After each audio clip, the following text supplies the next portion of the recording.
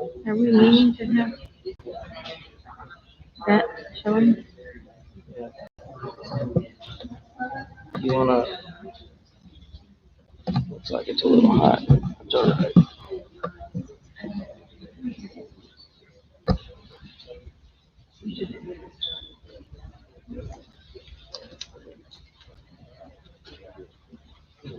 When you guys leaving this week? How are you? Hello. Hello. You got a new ride. She did. Everything going good? Yeah, Is I it do. as nice as it looks? It's nice, yeah. It's got low miles, so I'm happy with that. Yeah. I'm leaving after today. Oh, by the way. I noticed this.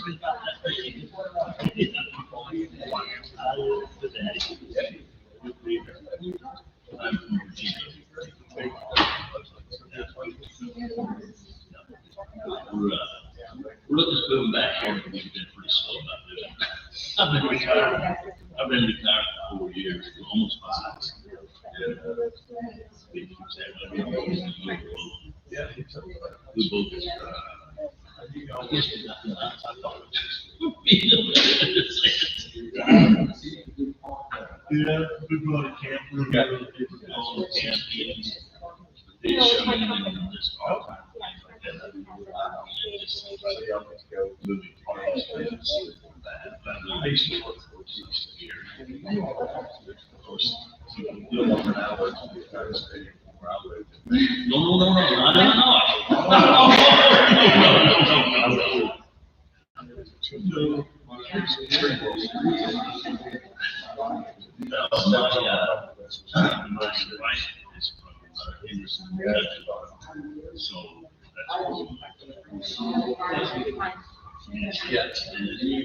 Yeah. And down in that line, it's nice rolling hills. Texas is cheap. Cost of living is cheap. I'm waiting on this. They're supposed to give me a login.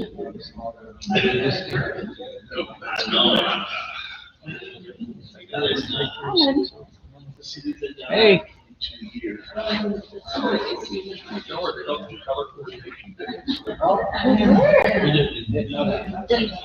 that at work all the time. We'll both come out like a direct scrub. Well, he just needs to.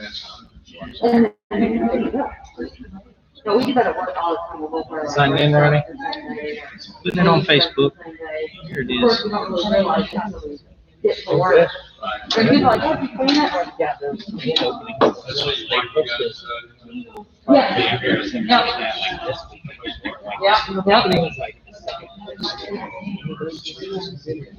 Yeah. Yeah. Yeah, I had a conviction the other day. Yeah, and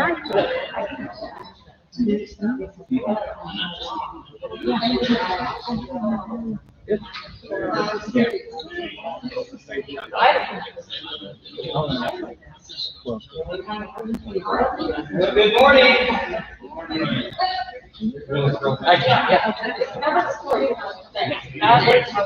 It is about time to begin. We love to hear the fellowship. We love the fellowship. We love to visit. But it is time to begin class. Couple of announcements this morning. There is no YouVersion notes this morning. I apologize for that. Didn't have time. So if you're looking for them on YouVersion Bible out, they're not there this week. Also, the last Sunday of this month, March 28th, weather permitting, we're going to have class outside under the whatever we call it. What is that? Gazebo, picnic area, whatever that's called out there. Pavilion. There you go. Again, that's weather permitting. And then we'll come back in for worship service, but afterwards there's going to be a cookout, hamburgers and hot dogs and all that outside.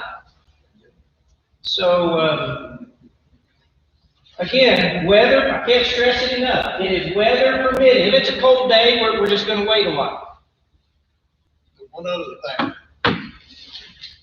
Like this Wednesday week, Neil and I have decided we're going to have food on Wednesday night, Okay? 5:30. 5:15. 10 days from now. Exactly, if you count it down on the calendar, 10 days from now. Okay? Not this Wednesday, the next Wednesday, there is a meal at 5:30, St. Patrick's Day. 5:15. And it'll be a secure meal. Neil is gonna wear his mask and they, It's a COVID-safe meal. Is that what you're saying? 5:15, 10 days from now, not this Wednesday, but the next, 5:15. This Wednesday, by the way, there is no class because there's a blood drive in here, but in the library, there will be a prayer meeting. You want to come in and spend some time in prayer. Mike Helton is leading that. See him for more information. Anything else that needs to be announced? Be careful, it is live, so watch what you say. The whole world is watching. I have requested that between class and services, we get this set up in here because I have to leave right after services. Okay.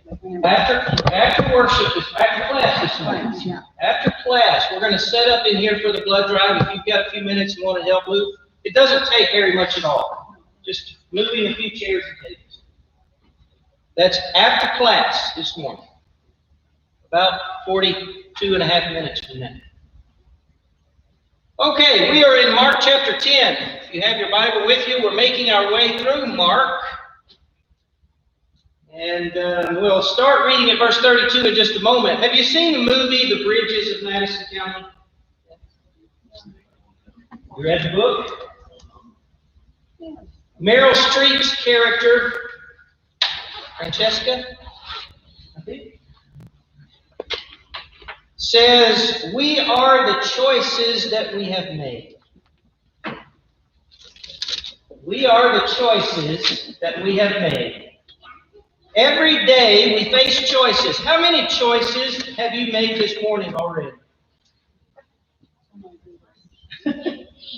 Tons. Which ones have had consequences already? Drinking hot chocolate that was too hot.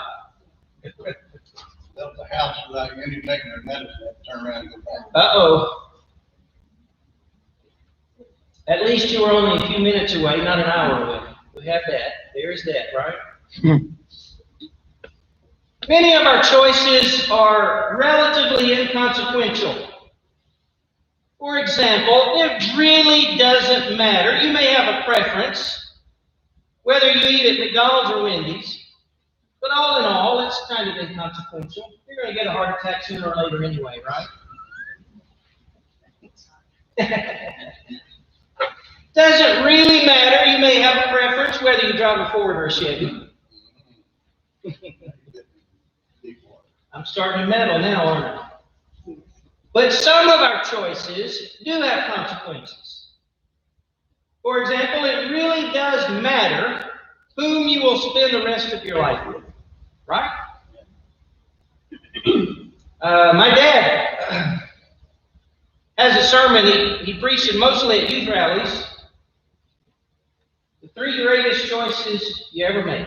You know what they are? Christ?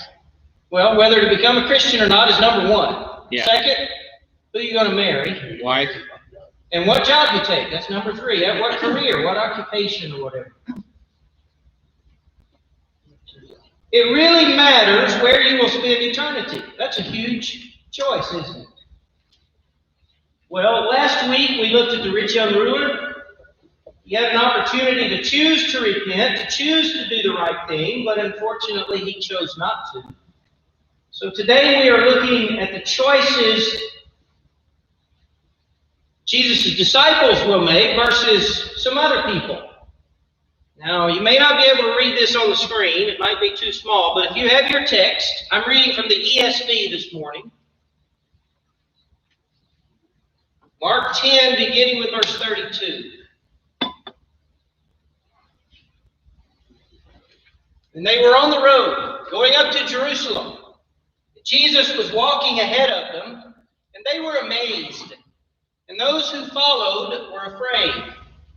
And taking the 12 again, he began to tell them what was to happen to it, saying, "See, we're going up to Jerusalem, and the Son of Man will be delivered over to the chief priests and the scribes, and they will condemn him to death and deliver him over to the Gentiles. And they will mock him and spit on him and flog him and kill him. And after 3 days he will rise." That's not so cryptic, is it? I mean, he just laid it out. Plain and simple. This is what's going to happen. Verse 35. And James and John, the sons of Zebedee, came up to him and said to him, "Teacher, we want you to do for us whatever we ask of you." Rubbing the lamp, to get the genie out of the lamp, right? Verse 36, and he said to them, "What do you want me to do for you?" Now that's a rigged question because he knows everything, right? He just wanted them to verbalize it. Verse 37, and they said to him, "Grant us to sit, one at your right hand and one at your left, in your glory." Jesus said to them, "You do not know what you are asking. Are you able to drink the cup that I drink, or to be baptized with the baptism with which I am baptized?" And they said to him, "We are able." And Jesus said to them, "The cup that I drink, you will drink. And with the baptism with which I am baptized, you will be baptized. But to sit at my right hand or at my left is not mine to grant, but it is for those for whom it has been prepared." And when the 10 heard it, they began to be indignant at James and John. And Jesus called them to him and said to them, "You know that those who are considered rulers of the Gentiles lord it over them, and their great ones exercise authority over them. But it shall not be so among you. But whoever would be great among you must be your servant, and whoever would be first among you must be slave of all. For even the Son of Man came not to be served, but to serve, and to give his life as a ransom for many." And they came to Jericho. And as he was leaving Jericho with his disciples and a great crowd, Bartimaeus, a blind beggar, the son of Timaeus, was sitting by the roadside. And when he heard that it was Jesus of Nazareth, he began to cry out and say, "Jesus, Son of David, have mercy on me." And many rebuked him, telling him to be silent.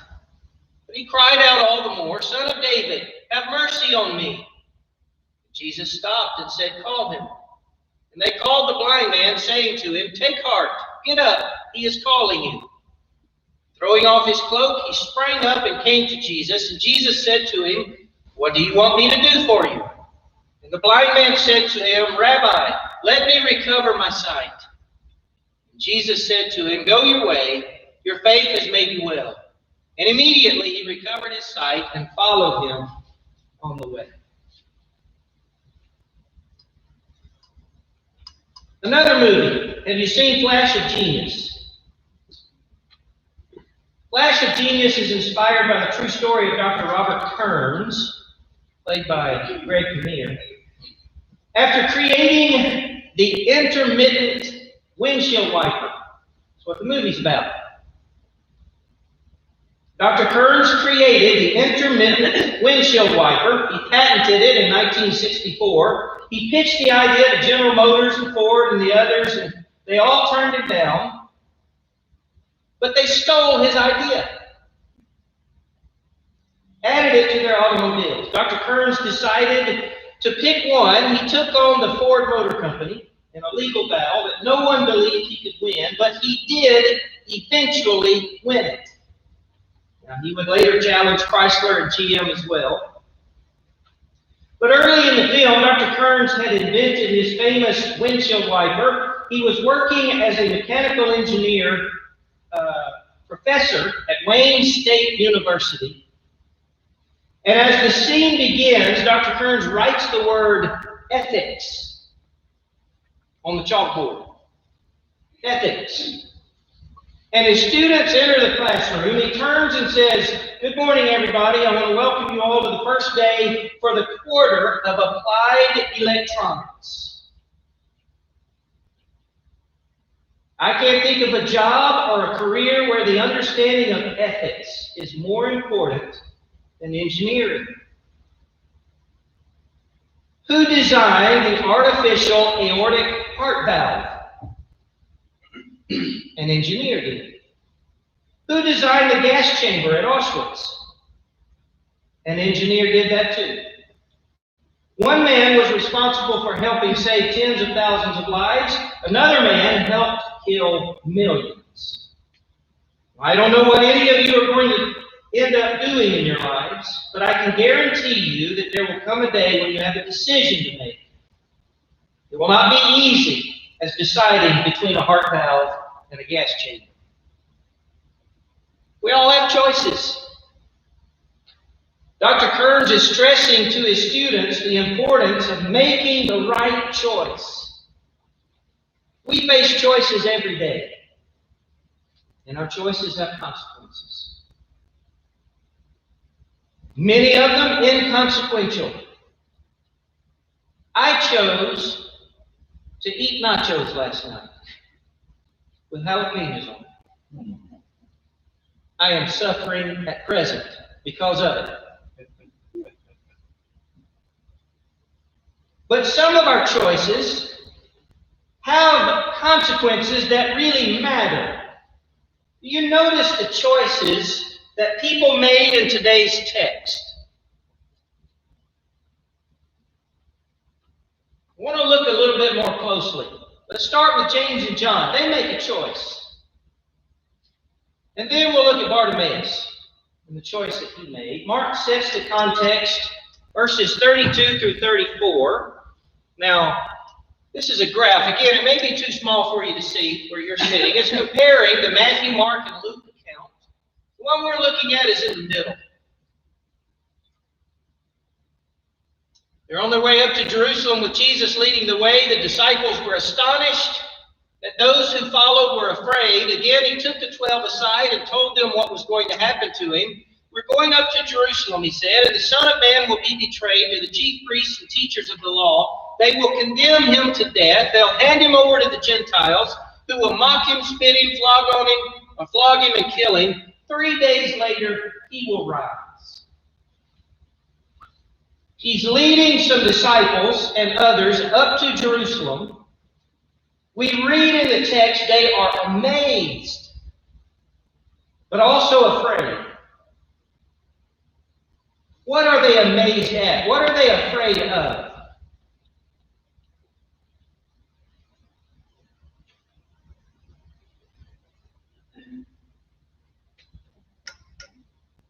That he will rise again, maybe.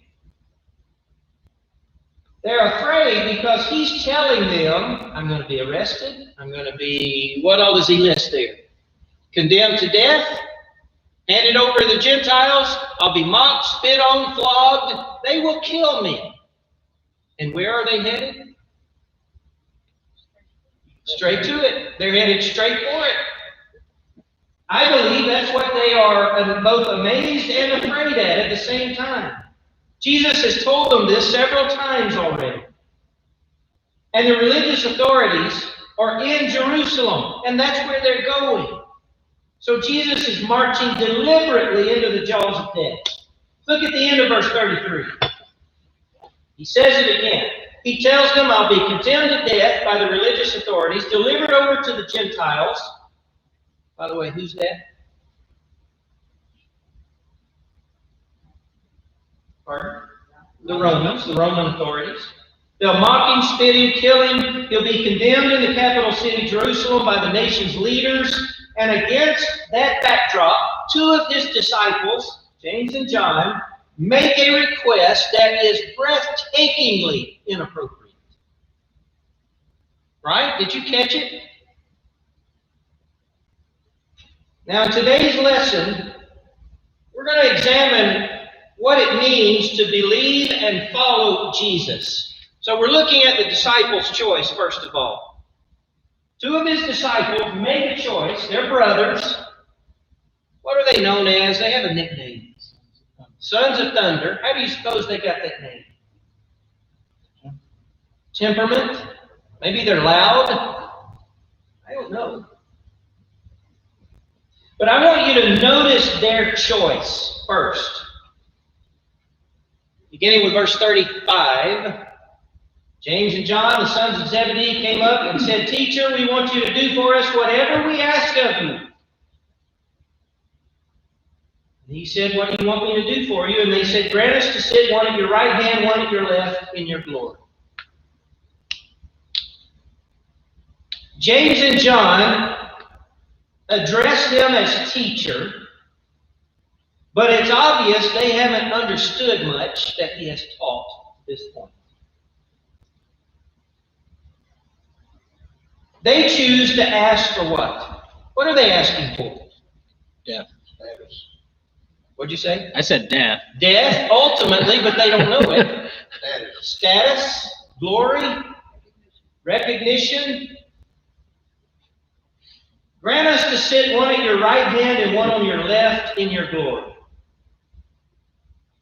Now, as perverse as this seems after what Jesus has just said about dying, we shouldn't be surprised. It's not the first time the disciples have behaved like this. They just don't get it quite yet. They will, but they don't get it just yet. Towards the end of chapter 9, which we just covered, Jesus has told them, "I'm going to be betrayed, I'll be killed." And what was their response? Did they mourn and weep and grieve and cry that their beloved leader is going to be killed? No, what do? They start an argument. Do you remember what it was about? It's almost who's going to sit where. It's who's going to be the greatest in the kingdom. That's what they argue about. Who's going to be the greatest in the kingdom? It is bold. Yes. Yeah, but we have hindsight. We understand the whole story. They only have bits and pieces, but he has just spelled it out to them with crystal clear clarity. Jesus' response then is the same as the passage we just read. He takes a moment to teach them. He knows that they missed the point. They are asking, "We realize you're going to be in the middle throne. We want to be on the thrones to either side of it."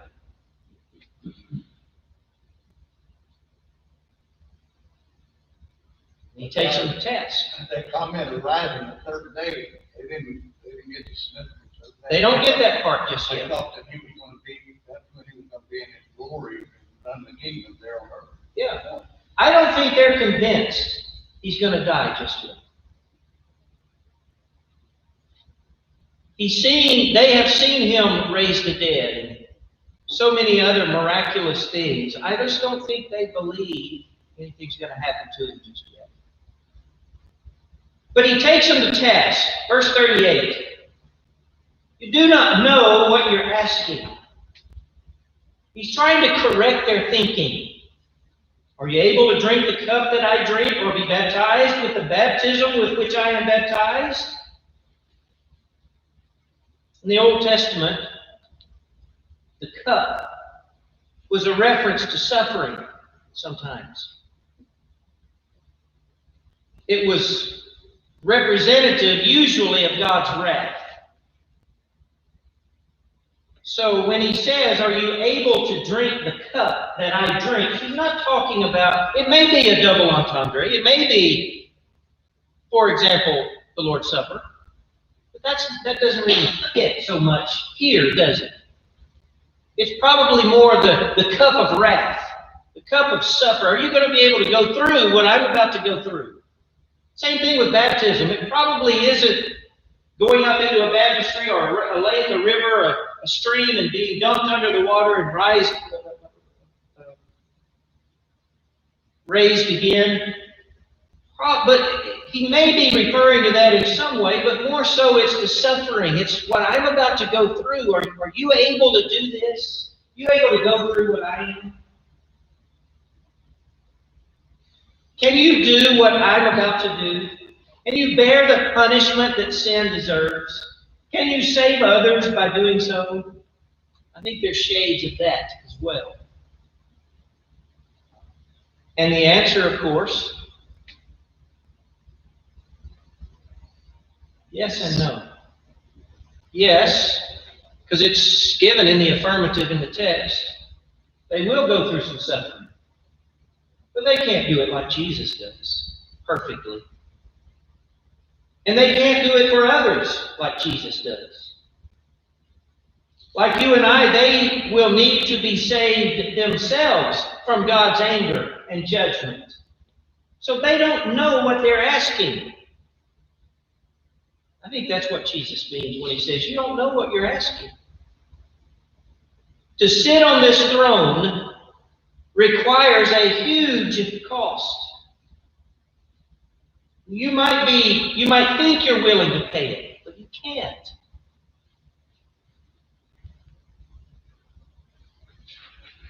Unfortunately, James and John want glory.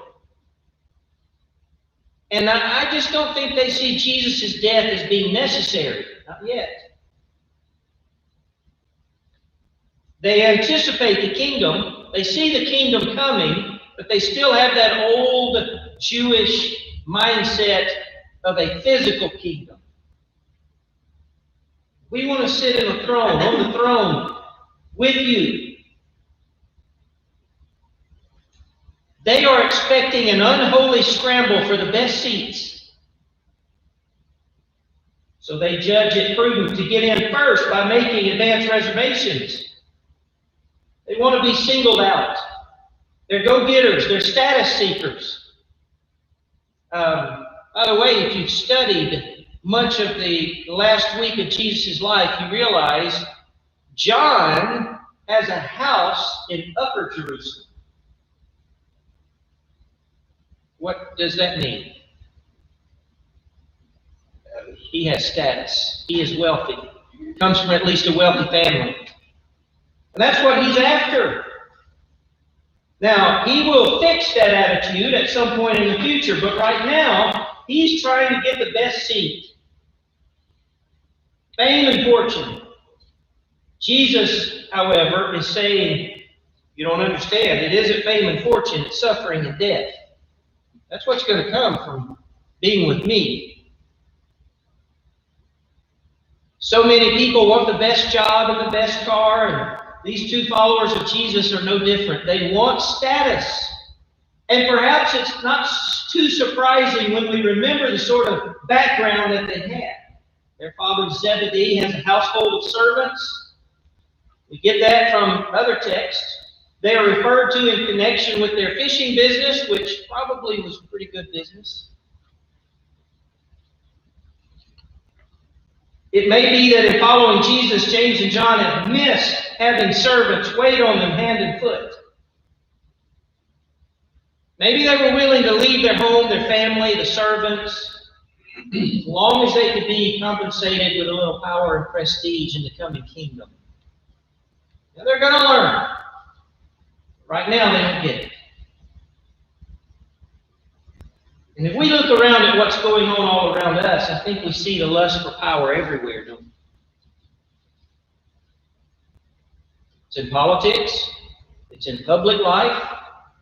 It's in industry. You can see it in the medical profession. You can see it in sports. You can see it in the arts. You can also see it in the church.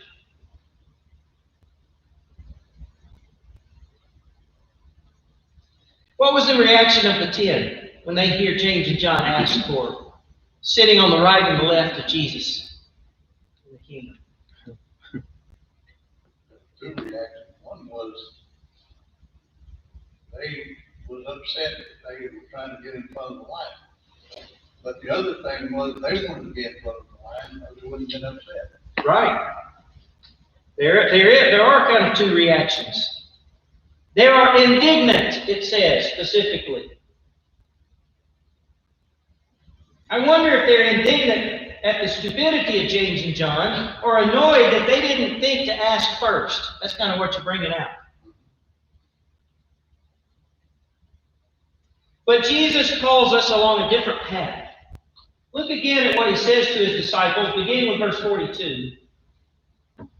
You know that those who are considered rulers of the Gentiles lord it over them, and their great ones exercise authority over them. But it shall not be so among you, But whoever would be great among you must be your servant. And whoever would be first among you must be slave of all. For even the Son of Man came not to be served, but to serve, and to give his life as a ransom for many. Those that were regarded in the pagan world as rulers would boss people around, bark orders, here, there, and everywhere for everything. Their high officials would exercise their authority and show that they were in power, but Jesus said, I don't want it to be that way with you in the kingdom. In my kingdom, I don't want you to be bossy. I think we need to underline these words in our Bibles. They're so important. I don't want you to bark orders and boss people around.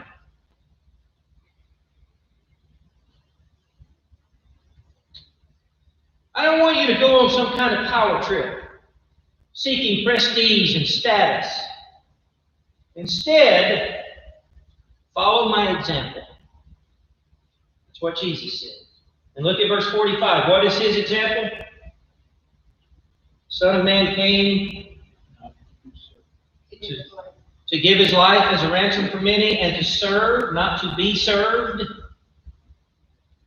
Jesus has power. He has absolute power. But how does he use it? Helping others. He uses it to serve. That's a huge contrast between James and John and Jesus.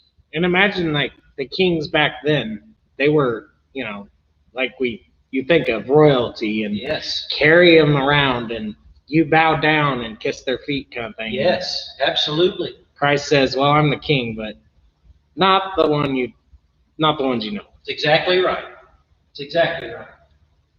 By contrast, Jesus goes the way of the cross. I mean, that's the ultimate example. He doesn't seek his own glory. Instead, he has concern for others. He walks deliberately toward humiliation. He doesn't fight back. He only wants to serve. He heads deliberately toward Jerusalem. Chooses a cross, not a throne. A crown of thorns, not a crown of gold. He turns things upside down. His kingdom is the exact reverse of every other kingdom. Whoever would be great among you must be your servant. Whoever would be first among you must be slave of all. He turned it upside down.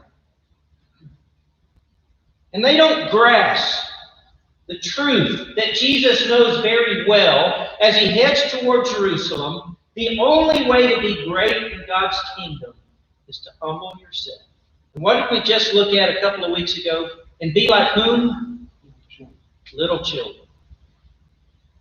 I don't think that they got that lesson he taught here at this time because he intended it when he washed the feet as an illustration. That's exactly right. They just didn't get it. They're getting it. It's slow. They will get it when the veil kind of wipes away after the resurrection. But to serve rather than be served. It's true for Jesus. It's true for us. The disciples have made a choice. Their choice is glory.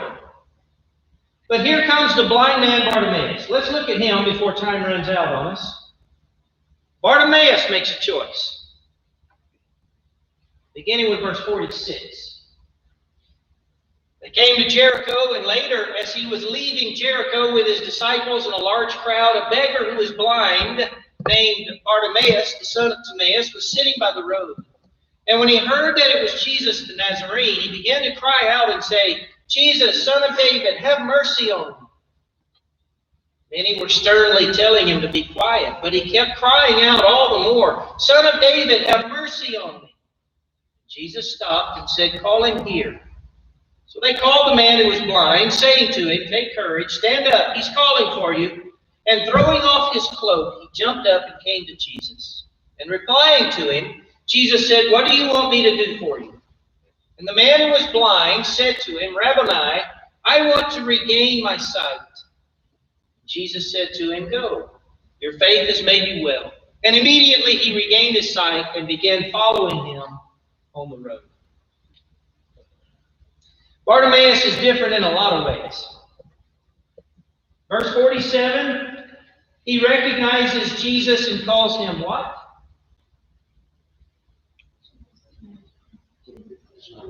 Son of David. In other words, I recognize that you are a king. What did the disciples call him? Teacher. Now, Bartimaeus will also call him Rabboni, which means teacher, but it's a little different. It's more with the concept of, I'll be your servant. You be my teacher, my Lord, my master. I think that's in verse 51. Ironically, even though the disciples are not blind, they can't see. Bartimaeus is blind, he can see. You know what I mean?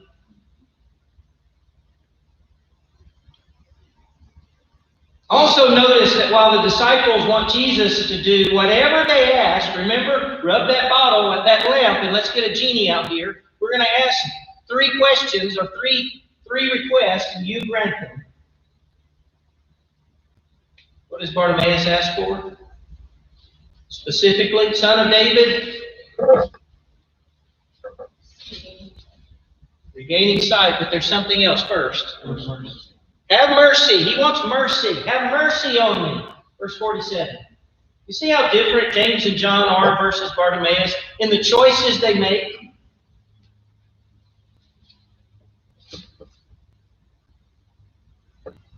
Bartimaeus isn't asking for power or status. He's begging for mercy. And even when people tell him to be quiet, what does he do? Keep shouting. Son of David, have mercy on me. It's a blind man who sees Jesus for who he really is, and he understands what it means to follow him, I think. In contrast, the disciples are following him, and they're blind to it. Jesus welcomes him. Bartimaeus, what do you want me to do for you? Jesus responded to both the same way. What do you want? What is it you ask for? But notice he rebukes the disciples. He heals Bartimaeus. Why the difference? Roddy, that statement made the Son of David is way deeper than sometimes what we accept.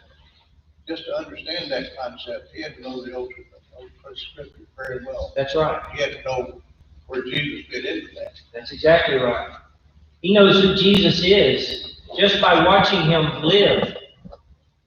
But he understands the Scriptures. That's obvious.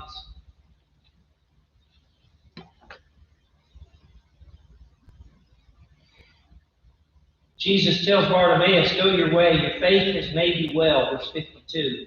Literally, he says, your faith has saved you.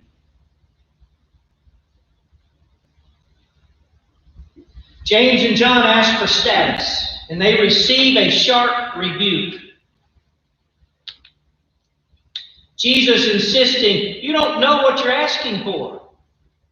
Bartimaeus asked for mercy, and he's saved.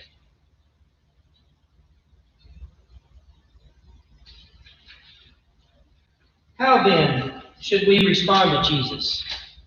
What lesson do we learn from the choices the disciples made versus what Bartimaeus made?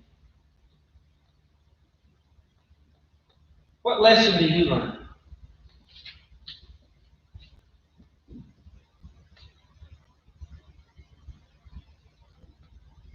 Faith is the key. Faith is the key. An humble faith. For him to be shout out among the crowd, he humbled himself to the point where embarrassment was part of the problem. Yeah. Mercy was his main request and most desire. He was a man in need and he knew it. If you don't know your need, then you'll never ask for mercy.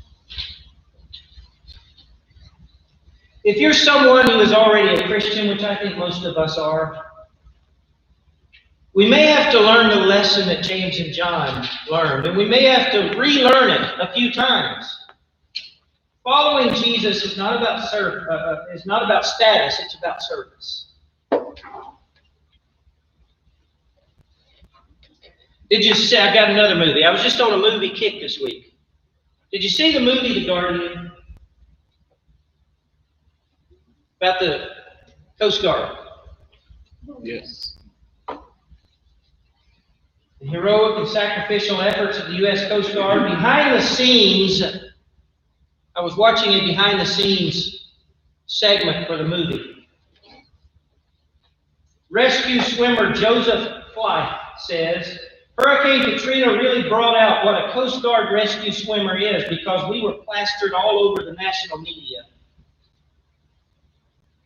Helicopter pilot Nevada Smith says, I've been flying for over 10 years and Katrina was always this theoretical, fictional story that everybody had in their minds. What if we had to save 33,000 people? And sure enough, that's what the Coast Guard ended up doing. Bob Watson said, there's nothing like looking at their face when you're helping them out. Their eyes are this big and you get to help them. That's a cool thing. These are all rescue swimmers or pilots. And they're saving people constantly. John Hall said, I have volunteered to put myself in harm's way for somebody that I don't know. So I better be ready when that call comes in. And I don't take it lightly. And I never shortcut it. The Coast Guard rescue swimmer's motto is, so others may live. I like that motto. I think the church should adopt it. So others may live. Surely that's the motto of Christ's followers. Because that was his motto. So others may live.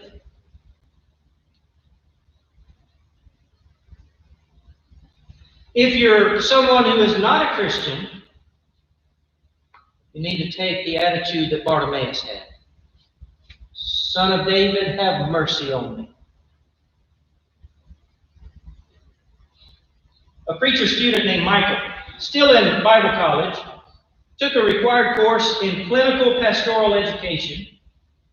Everyone in the class was assigned to be a chaplain in a hospital or another institution. One night a week, he was on call for emergencies, and late one night the phone rang. Michael was called to Alexian Brothers Medical Center in the Chicago suburbs. A 16-year-old girl had been driving late at night with friends. She backed into a light pole. The light pole broke off, fell forward, crashed down onto the car, and a 12-year-old friend in the car was severely injured. In fact, she was brain dead when she arrived at the hospital. Michael was called in. He walked with the 12-year-old girl's family as they went through the wrenching process of realizing the truth and allowing life support to be removed.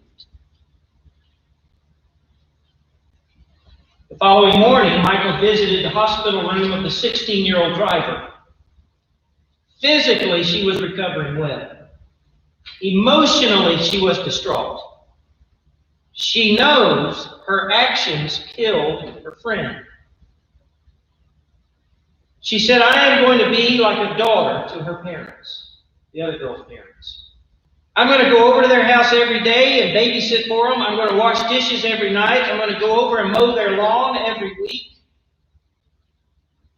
She felt indebted. Michael's job was to help her realize the truth. No matter what she did, she could never replace their daughter. She could never do enough to make up for her actions.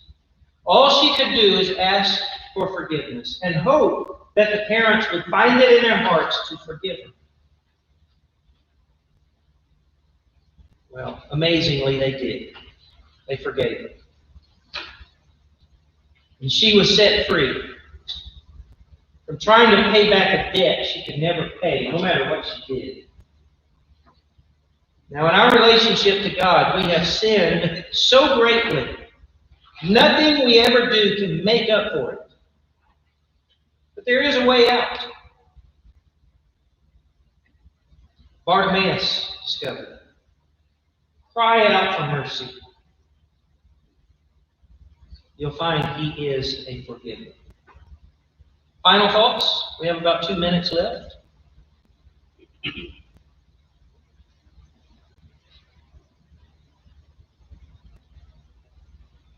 Any comments in the chat over there?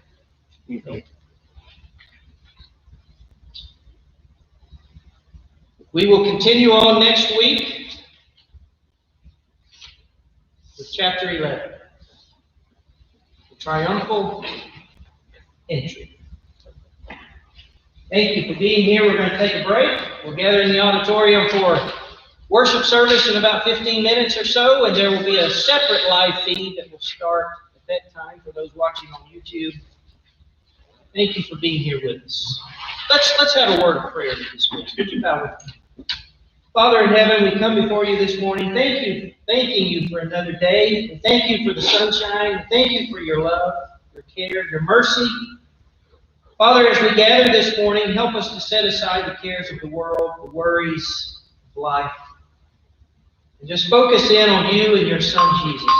Thank you so much for everything that you offer us. Help us to humbly accept in obedience. In Jesus' name we pray. Amen. All right, thanks for coming to class.